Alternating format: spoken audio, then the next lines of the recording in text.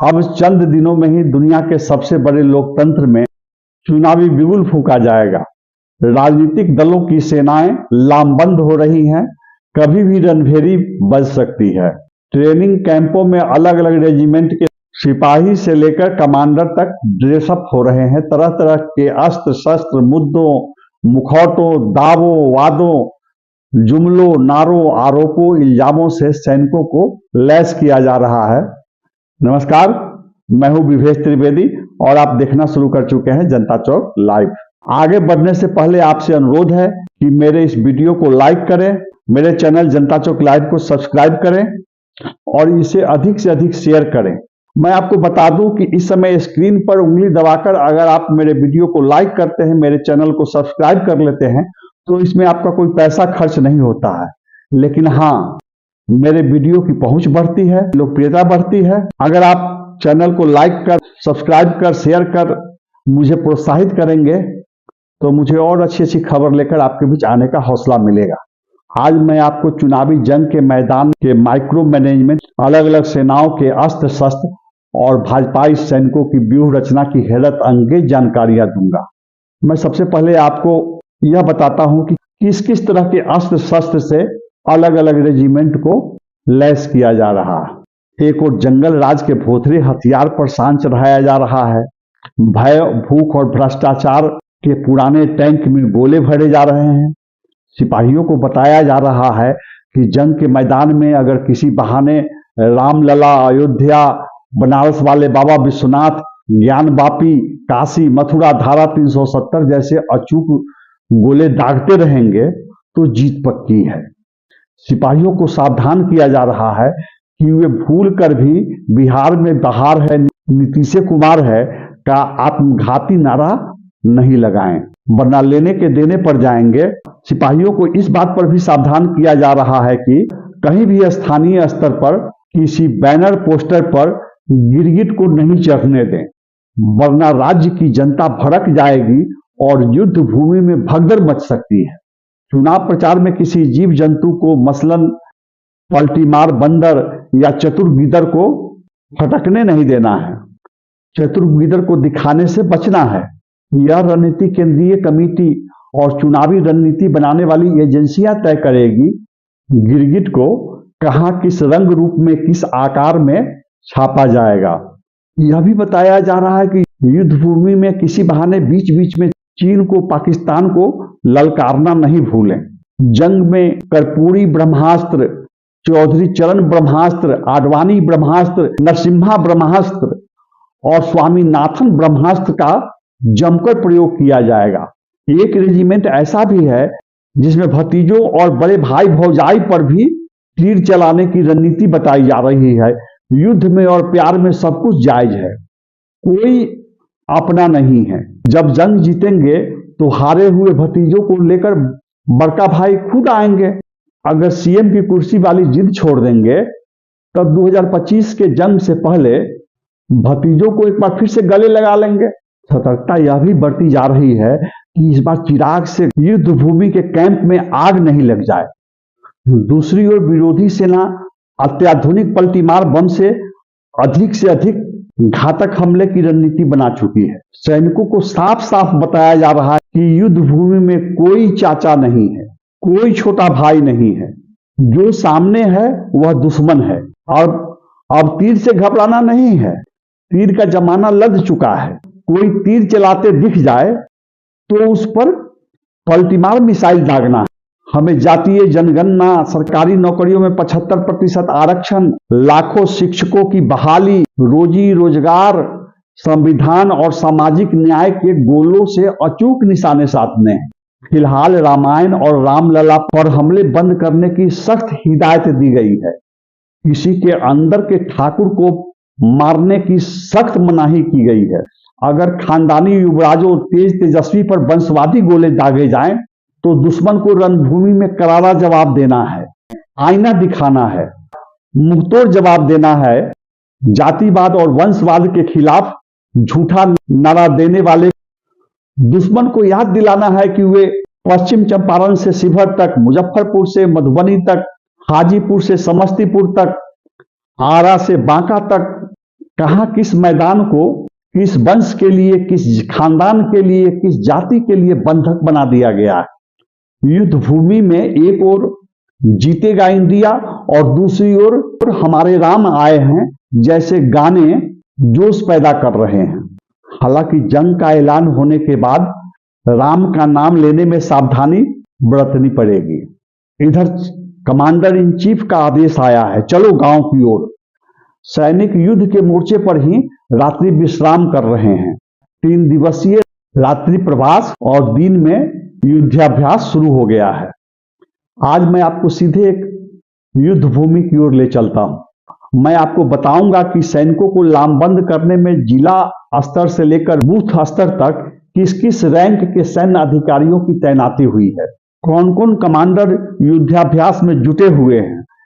मैं एक बूथ की बात करूंगा, उसी आधार पर आप अनुमान लगा सकते हैं कि युद्ध की कितनी सघन तैयारी चल रही है। आपको पता चल जाएगा कि माइक्रो मैनेजमेंट किसे कहते हैं। आप उदाहरण के लिए मुजफ्फरपुर लोकसभा क्षेत्र में गायघाट विधानसभा क्षेत्र के कटरा पंचायत के बूथ पर मोर्चेबंदी की जानकारी हमसे लीजिए। रात्रि विश्राम में प्रत्येक बूथ पर दुश्मन की ताकत की टोह ली जा रही है।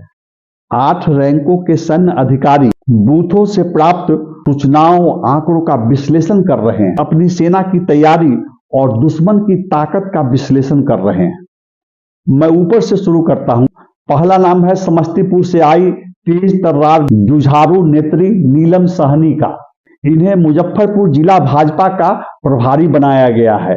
पूरे जिले में भाजपा की संगठनात्मक गतिविधियों को जमीन पर उतारने की जिम्मेदारी नीलम सहनी की है। दूसरा नाम है रत्नेश सिंह का। ये संघ के प्रचारक रहे हैं, प्रदेश भाजपा के पूर्व संगठन महामंत्री हैं और प्रदेश भाजपा किसान मोर्चा के पूर्व अध्यक्ष हैं। ये मुजफ्फरपुर लोकसभा क्षेत्र में चुनावी जंग की व्यूह रचना बनाने के पुराने विशेषज्ञ माने जाते हैं।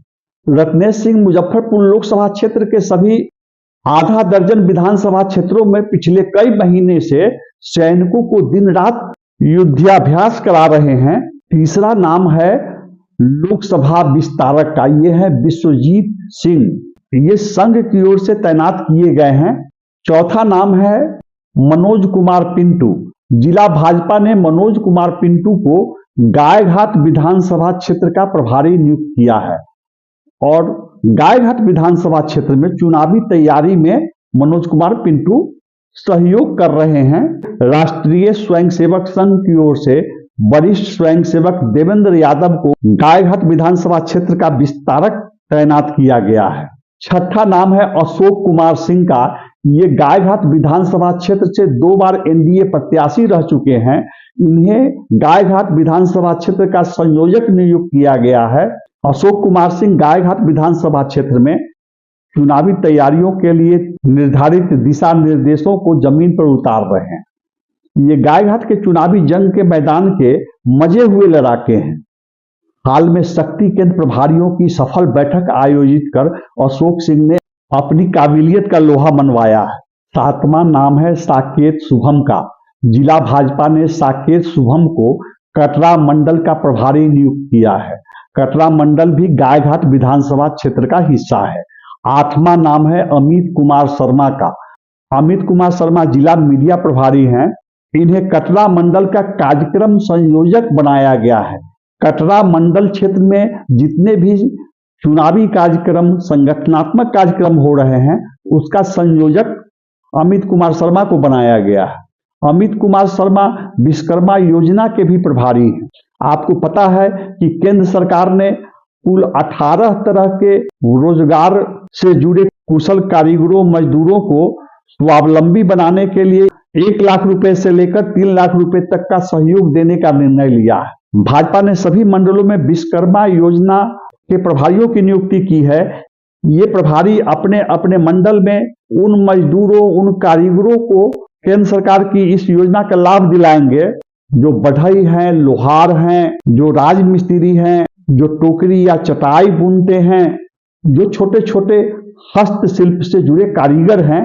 तो इसमें 18 तरह के कारीगरों को चिन्हित किया गया है और विश्वकर्मा योजना के प्रभारी ऐसे लोगों को स्वावलंबी बनाने के लिए केंद्र सरकार की योजना के तहत 1 लाख रुपए से लेकर 3 लाख रुपए तक सहायता दिलवाने में मदद करेंगे। तो ये है भाजपा के 8 रैंकों के सैन्य अधिकारी जो अपने अपने काम में डटे हुए हैं। अगर मैं आपको यह बताऊं कि मुजफ्फरपुर लोकसभा प्रभारी रत्नेश सिंह किस तरह से शक्ति केंद्रों के माध्यम से चुनावी रणनीति को अंजाम दे रहे हैं, किस तरह की गतिविधियों को, किस तरह की कार्य योजना को अंजाम दे रहे हैं, तो सुनते सुनते आप चक्कर खा जाएंगे। आप बिहार के किसी जिले में चले जाइए, किसी लोकसभा क्षेत्र में चले जाइए और वहां के किसी मंडल के किसी पंचायत में चले जाइए। जो जानकारी मैंने आपको गायघाट विधानसभा क्षेत्र के कटरा मंडल के बारे में दी है, ठीक उसी तरह की व्यूह रचना, ठीक उसी तरह की मोर्चाबंदी राज्य के हर लोकसभा क्षेत्र में सुनिश्चित कराई जा रही है। ऐसी सघन व्यूह रचना के बाद अगर आप कल्पना कीजिए, मान लीजिए कि एंटी इनकम्बेंसी की वजह से मुजफ्फरपुर के मौजूदा भाजपा सांसद अजय निषाद का अगर टिकट कट जाता है, उनकी जगह पर अगर प्रदेश भाजपा के उपाध्यक्ष डॉक्टर राजभूषण चौधरी निषाद को प्रत्याशी बनाया जाता है, तो क्या कोई फर्क पड़ेगा? आपसे अनुरोध है कि कृपया आप कमेंट बॉक्स में मेरे इस सवाल का जवाब दें कि जब ऐसी सघन व्यूह रचना है, जब ऐसी मोर्चेबंदी है, तो अजय निषाद के जगह पर डॉक्टर राजभूषण चौधरी निषाद को प्रत्याशी बना दिया जाता है, तो क्या यह सही नहीं है कि जनता में जो स्थानीय सांसद से नाराजगी है वह भी दूर हो जाएगी? कृपया आप कमेंट बॉक्स में मुझे जवाब दें। दर्शकों से मेरा यह भी अनुरोध है कि इस खबर का दूसरा पार्ट देखना नहीं भूलें। अगली खबर में मैंने बताया है कि सैनिकों को 8 रैंक के पदाधिकारियों को लामबंद करने के अलावा भाजपा बाहर की एजेंसियों से कैसे मदद ले रही है। बाहर की एजेंसियों के कितने हजार पेशेवर कर्मचारी और अधिकारी भाजपा की चुनावी तैयारी में जुटे हुए हैं। चुनावी रणनीति बनाने वाली एजेंसियां दिन रात कैसे काम कर रही हैं। भाजपा की चुनावी तैयारी पर हर मिनट कितने लाख रुपए खर्च हो रहे हैं, हर घंटे कितने करोड़ रुपए खर्च हो रहे हैं।